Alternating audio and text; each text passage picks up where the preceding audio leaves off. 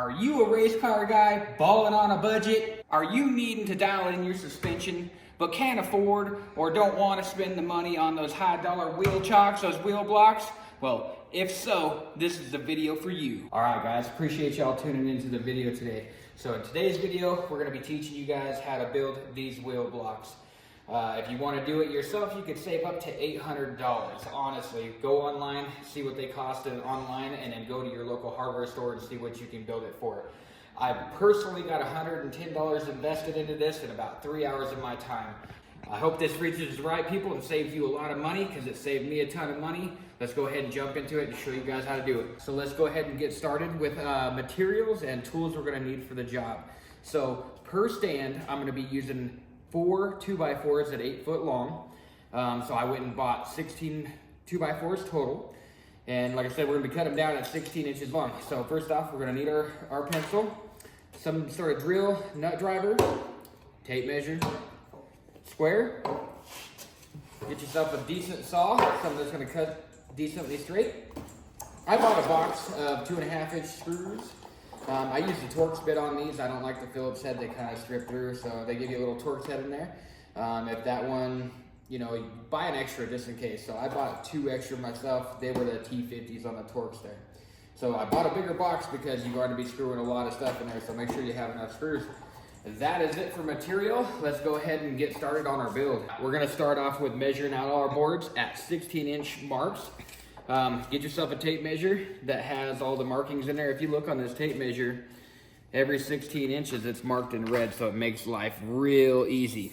So when I designed these wheel ramps, I designed them at 16 by 16 by 18 inches tall. So this will get you 18 inches tall. If you want to do shorter or more, you'll just have to calculate for how many boards you're going to use. So I'm just going to go down this board and use that red mark on every one. Each 2x4 at 8 foot long will get you 6 pieces. So you can just kind of calculate for that on how tall you want to get yours done. So I'm gonna put my marks there. This is the time for the square. And just mark out all your lines. Get yourself straight as lines as possible. Take your time with the prep and squaring and things like that, because they're gonna turn out nicer and ultimately look better, all the above. So we're ready to start ripping down these boards. We got them all marked out exactly where we want to go. One thing I use is my square to help me cut straight lines on the 2x4. My hand always curves some sort of way, and for a better finish, I'm going to use the square. I'll kind of show you guys what I'm doing there. One tool I forgot about that is very important while you're doing this is some eye protection. Make sure you're protecting your eyes when you're doing these cuts. Every time I do it, I always get sawdust or metal in my eyes, so just take care of yourself. So anyways, I am going to line my square up here against the edge here. I'm just gonna look right through the hole down here and mark up my line. And once I got the blade marked at my line there, I'm gonna make sure my square is all the way against the edge, and then I'm just gonna pinch it down with my hand and go ahead and make a cut.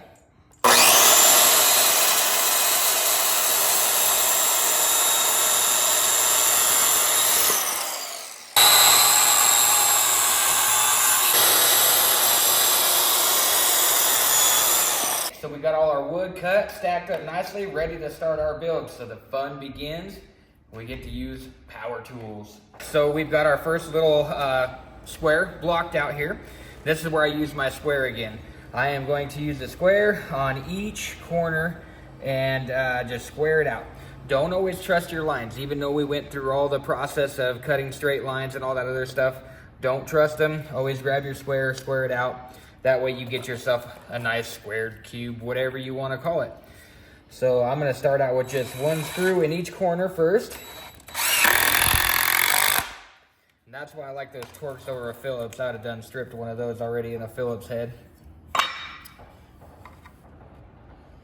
And we'll get her squared up, looking flush on the outside. Candy paint on the inside. That's it squared up.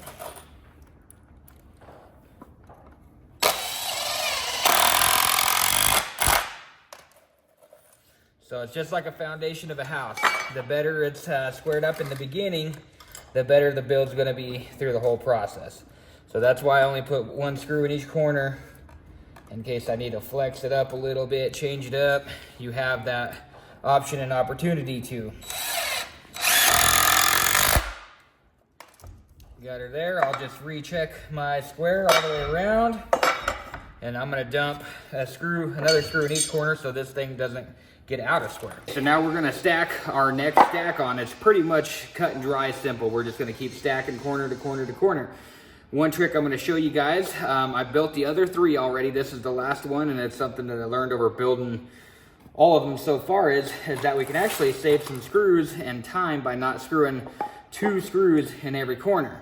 So what I have done is when I start squaring these next 2 out, I'm gonna nail one right in the center of each one. And then when we stack our next layer, I'm gonna put it up there, and I'm gonna put 2 screws, one there and one there on the far inside on each one. And then when I do my next stack that goes back over, I'm gonna do 1 screw on each one, but I'm gonna do it on the outside. The reason I'm doing that is so I'm staggering all my screws, because if I try to put that there and I run 2 more screws down, you have the opportunity and chance of hitting another screw and not getting it all the way down in there. You can offset and do opposite every single time all the way up if you want 2 screws in every single corner, but I opted not to. It held pretty square. So I'll do that. I'll do the 2, 1 in the middle, 1 on the inside, 1 on the outside, and then on my 4th one again, I'm gonna go back to 2 again. So that way, every like 4th stack, it's just re-squaring itself up, having a little bit of structure with the extra screws, but ultimately you're gonna save time from screwing it in and material. So I'm gonna go ahead and just start building this thing up. We'll throw you guys on a time lapse and show you what this thing looks like when we're done.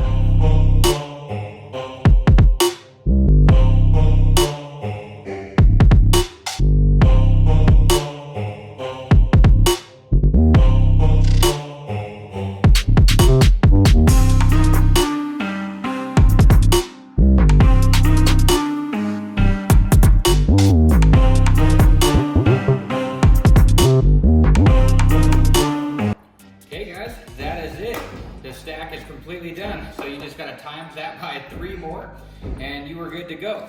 Like I said, our dimensions are 16 by 16, because that's what we cut our 2x4s at. And I stuck it right about 18 inches tall. So like I said before, you're gonna need a total of 4 2x4s at 8 foot long in order to remake these. One thing that I do like about these is having them where they have where the tire will sit in it. The vehicle won't be able to roll off the stand, so you can have it neutral and things like that, whatever you need to, and the 2 pieces of wood are gonna cradle the tire inside there. So that's a little bit of safety in my opinion. So let's go with a little bit of pros and cons between these and what you can buy. Pros, you're gonna save literally 4 times the amount of money. I spent $110 on all the wood, a new saw blade, bits, and screws. With 110 bucks, like I said, for a stack of 4 of these and the cool ones that they make by Race Pack or Race Ramps or whatever it is, we were looking anywhere between about $500 and $800 depending on how tall we wanted them. They come in 12-inch lengths up to like 20-inch lengths. I wanted to go really high with mine so we could actually work under the car as we're setting up our 4-link, pinion angle, anything like that. So I chose to go a little bit taller. I was actually going to go a whole nother board taller, but I think this is going to be sufficient enough on that note. Cons, I think you need to have a little tiny bit of carpentry skill, which isn't a big con as far as that goes. You're going to need a few tools to get the job done, and it's going to roughly take you between 3 and 4 hours depending, you know, what tooling you have and space that you have to do it in. So that was roughly about 3 hours and 20 minutes for us to build all 4 of them. So if you got a little bit of time and want to save some money, this is definitely the go-to in my opinion. I don't really know, we haven't used them quite enough yet to figure anything else out if they're good or bad, but so far that is what I have found. You can choose to paint these bad boys or leave them raw, whatever you want to do. I think eventually we'll paint them, so then if we're working around grease and anything like that, we'll take care of them and keep them clean and good looking.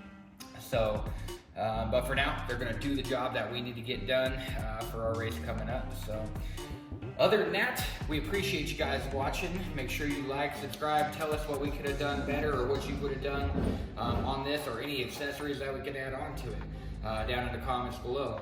Appreciate you guys watching. Catch y'all later.